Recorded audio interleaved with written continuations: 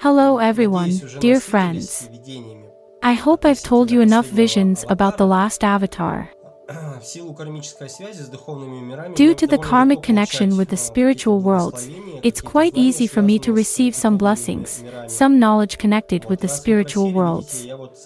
Since you asked, I have for the last 2 weeks already recorded quite a lot of videos, about 10, related to different aspects of the expected avatar. I can't say for sure when he will come, but he manifests himself very strongly in visions. I have a feeling like he will not come, as is said in Vedic scriptures, in 422,000 years, when people will be half a meter high, they will engage in cannibalism and there will be no spiritual tradition at all, there will be no religion at all, and no one will think about spiritual development and, in general, his coming then will no longer be needed. But regarding the prophecies about the golden age, that exist and coincide with our time, my feeling really does make some sense. When studying the comments, I found there's several questions regarding how the avatar will come in our time, how it will be happening. In the scriptures, in the same Kalki Purana, it's described that the Kalki Avatar will be of the royal family, he will live in the palace, and so on. But we all understand that this is a description of his spiritual world, his sublime inner space, and he is seen in such a way by the great saints. The city of Shambhala is also described there. He will also belong to some Brahminical bloodline, his clan will be from the father only, whose name will be Vishnu Yashi, and so on. But once again, I want to say that these are all the qualities that, as I understand, exist only on the spiritual plane. We all realize that in principle it is impossible for him to have such a manifestation with all these qualities, because this will be like the appearance of some black sheep. Most likely, a similar phenomenon as described in the Vedic scriptures will be accompanied by another crucifixion. We will gladly nail him to the cross, and not only him, but also his horse, my friends, and his parrot. We'll nail the parrot over him, and will crucify the horse under him so that he holds like this. We are capable of it. It's clear that we, being in such an unprepared, very difficult karmic state, are unlikely to be able to perceive the description that is in the scripture itself. This is impossible. Therefore, in the spiritual plane we can see one thing, but in our material world, it always manifests itself in a completely different way. Different scriptures describe different aspects of the same person, and I wanted to clarify this element. On the one hand, as the scriptures say, he'll own a palace, he'll come from the royal family, he'll be a Brahmin by his birth level. On the other hand, many prophecies say that he will come from the lowest caste, from a poor family. As example, there are the same prophecies of Nostradamus or, let's say, of Vanga. In other words, he'll be a person of low birth. These are the elements that I wanted to clarify because they were present in the vision that I saw, and I am going to try to explain them now. There were several interesting symbols that will give an understanding of why it is necessary to explain all these moments. In the state of meditation, reciting the mantra, I found myself outside the physical body and saw a very large city. It was full of nobles, of the people who lived a very good life, with 2, 3, 4, 5-story buildings for each of them. On the outskirts, respectively, lived poor people, in the center lived rich, and the city was very, very big. In the visions, the city is the personification of our human life. We are all drawn to live in society. We do not isolate ourselves. Everyone pursues their own spiritual or material values. So, this city personified the state of our existence. Near the city, I saw a river that flowed next to it. There was also a white sand beach that literally reached the city. It was actually quite beautiful. At the same time, at a small distance from the outskirts of the city, I saw a very large tent. It was white color. It was also clear that this is not a permanent construct, it was some kind of temporary installation. It's like we make tents at all kinds of fairs. We put a tent on the fair, spend 2 or 3 days, and when the fair is done, take the tent down and move it to another place, and so on. And the tent I saw was exactly the same, only it was completely white, stood on the edge of a small forest among trees. Near it there was a rushing river. I was looking at this tent and understood that it didn't belong to ordinary people, because it stood among very, very small such tents, in which people lived. All these people were very poor. In our society, such people are called homeless, without a permanent place of residence. This big huge tent was probably 4 to 5 floors high and maybe 25 to 30 meters wide. It was very massive, beautiful and pure white. At the same time, the tents that people lived in around were dirty. You will ask, what signify the tent, the dirt that was visible on the little tents? What do the dirty clothes mean, the dirty bodies of these people who lived around this white tent? Well, these are all signs of bad karma. If a person, let's say, in a state of dreaming lives in a tent, this indicates that his Muladhara chakra is in a problematic state, so he doesn't even have his own home. This is, in fact, a big problem, a big difficulty. This is the bad karma of the lower center. All the people who move from place to place, rent housing in other cities, have problems with the Muladhara chakra, which is found in the coccyx center, and with the Kundalini energy. Respectively, there may also be obstacles that Ganesha himself gives directly. And when looking at this big tent which, as it seemed to me, did not belong to this world at all, I realized that there was the Krishna Avatar who lived and settled in this tent. I felt him. I didn't see him, but I knew he is inside. He purposefully showed himself in this way so that I would receive an answer regarding his next incarnation. This is not the incarnation of Krishna Avatar, it is simply an indicator that Sri Narayana, having come first as Krishna Avatar, will come to his next reincarnation as Kalki Avatar. The white color of the tent indicates the purity of his energy and his karma. At the same time, the white color is directly connected with the god Brahma, with the intellectual energy, with the power of the material mind. It's quite likely that the energy of Brahma was also manifested in this vision. This is quite specific for him. But inside the tent I felt directly Krishna himself. Even when the Kalki Avatar comes, he'll still be perceived as Krishna Avatar, because there are very strong energies in him. This is his next incarnation. He will be seen not simply as the Kalki Avatar, but first of all as Krishna Avatar. This will be the same Krishna in his essence. And do you know what I still noticed, my friends?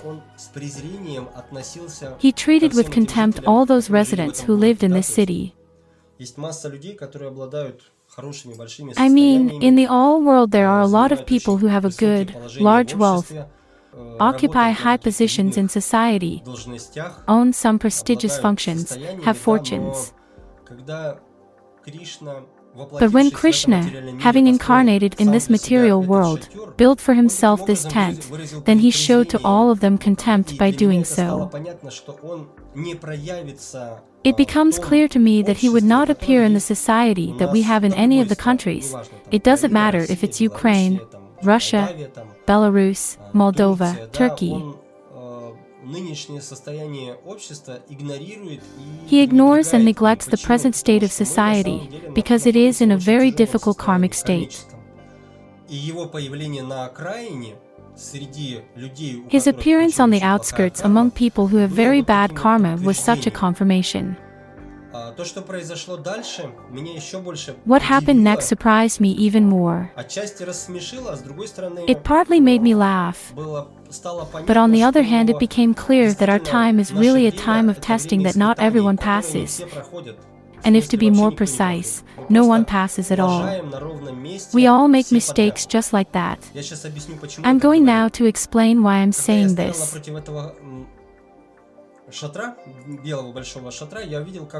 Being in front of this white, large tent, I saw how on the right side of me were moving to the entrance to this tent several unusual people.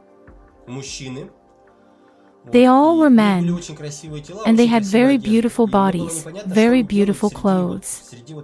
It wasn't clear to me what they were doing in the midst of this fallen society, among people who are called in our society homeless. They were walking joyfully, positive. It was clear that they do not belong to this world. They approached this big tent and for a while only watched. They also knew who lives inside. During their contemplation of this tent, inside there naturally was some kind of activity going on. I can't describe it exactly. Sometimes there were some conversations. Sometimes there were some clattering of dishes. These are approximately the sounds that came from there. I was hovering at a height a little bit further away, in the role of an observer, while these 5 or 6 young people were standing and overseeing the entrance, and one of them said, "Krishna lives in this tent." And he said it, on the one hand, with great respect, on the other hand, with a state of irony. I noticed it and I was surprised. Well, how is it that, if you know this is Krishna, why are you behaving like this? And they started talking to each other. Yes, this is Krishna. I also knew about this a long time ago. I had a feeling he was coming to earth, and so on.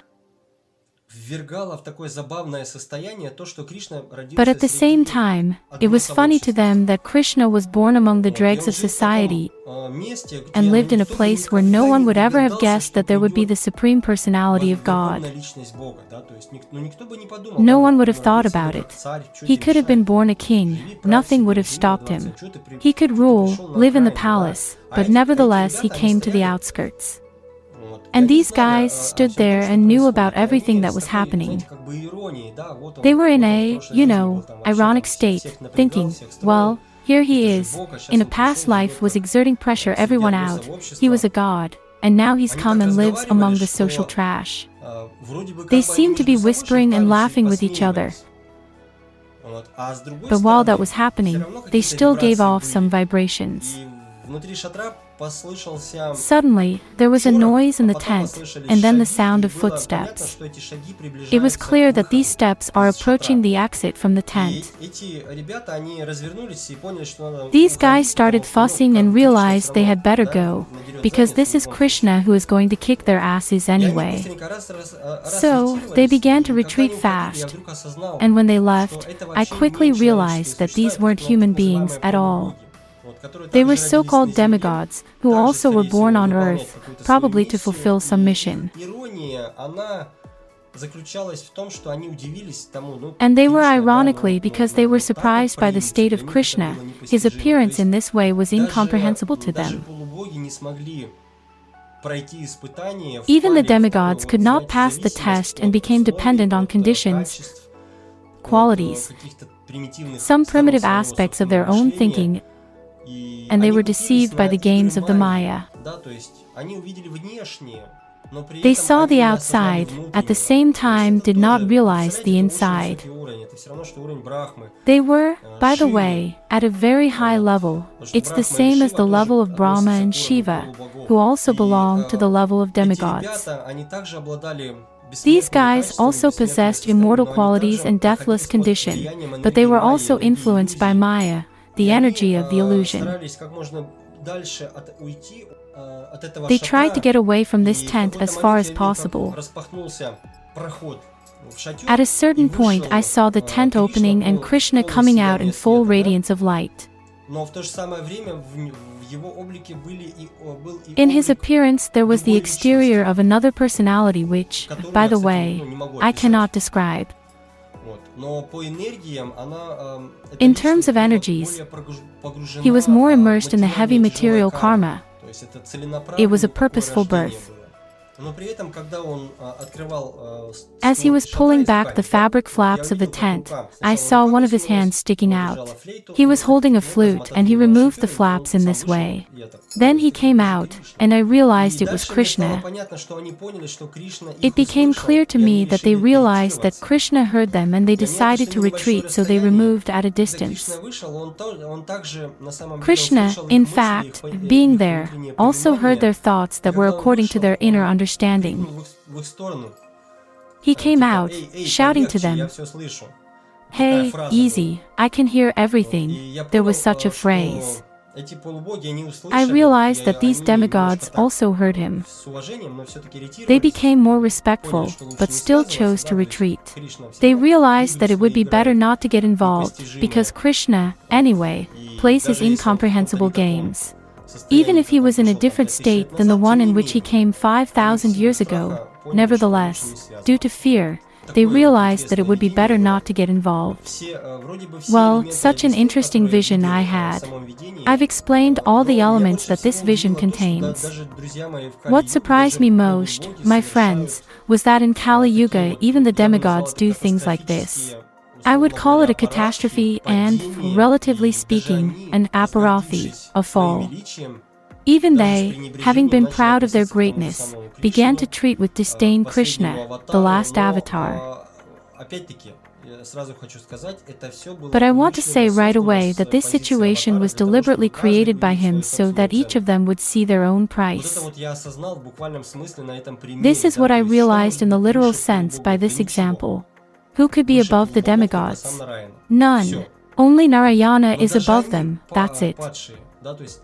But even demigods are fallen. In my vision they were in such a state of delusion and could not control the energy of Maya, they even weren't able to control themselves. They were deceived by some external elements.